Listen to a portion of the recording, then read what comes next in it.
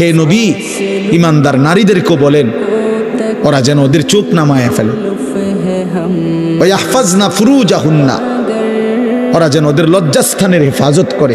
প্রথম বললেন পুরুষকে বলেন, হে নবী আপনার ইমানদার উম্মতকে পুরুষদেরকে বলেন চোখ নামা। আবার সাথে সাথে বললেন ইমানদার নারীদেরকেও বলেন তারা যেন চোখ নামায়, দুই চোখ যেন চোখাচোখি না হয়, চোখাচোখি যেন না হয়।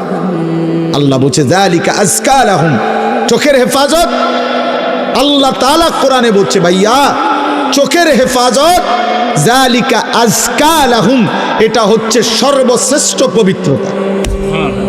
আজকা ইসমে তাফদিল, আরবিতে আধিক্যবোধক শব্দ, আধিক্য বুঝায় আজকা। আল্লাহ বলছে চোখের হেফাজত পবিত্রতার চূড়ান্ত সীমা, পবিত্রতার চূড়ান্ত।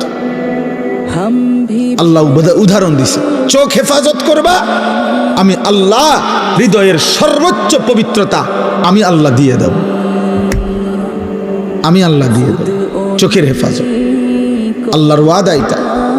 আল্লাহ কোরআনে বলছেন ওয়ালা ইউবদিনা যিনাতাহুন্না ইল্লা মা যাহারা মিনহা, নারীকে বলো বন্ধু ও যেন কোনোভাবে ওর সৌন্দর্য প্রকাশ না করে, না শরীরের সৌন্দর্য না পোশাকের সৌন্দর্য। নারীর সবই সুন্দর, নারীর হাসিও সুন্দর, নারীর দেহও সুন্দর, নারীর পোশাকও সুন্দর, নারীর কাপড়ও সুন্দর, নারীর সবই আকর্ষণীয়। অতএব আল্লাহ বলছেন এই আকর্ষণ পুরুষের চোখে আমি দিয়েছি। যুইয়িনা লিন-নাস হুব্বুশ শাহওয়াত মিনান নিসা, আল্লাহ বলছে এই পৃথিবীর যত কিছু আকর্ষণীয় আমি বানিয়েছি তার মধ্যে এক নম্বরে নারীর প্রতি আকর্ষণ আমি বানিয়েছি। প্রথম আকর্ষণ